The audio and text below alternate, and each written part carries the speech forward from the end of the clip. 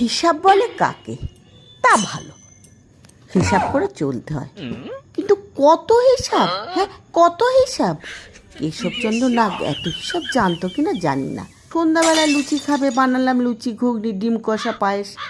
রাতে কি খাবো? আরে আগেরটাই তো হজম হয়নি, আবার খাবে কি? রাত 10টা অবধি কি থাকে? আমি আর পারবো না বাবা। রান্নাঘরে দাঁড়িয়ে থাকতে থাকতে আমার পা ব্যথা হয়ে গেছে। রান্না আর পারবো না। কেন পারবে না সোনা? বসে রান্না করো।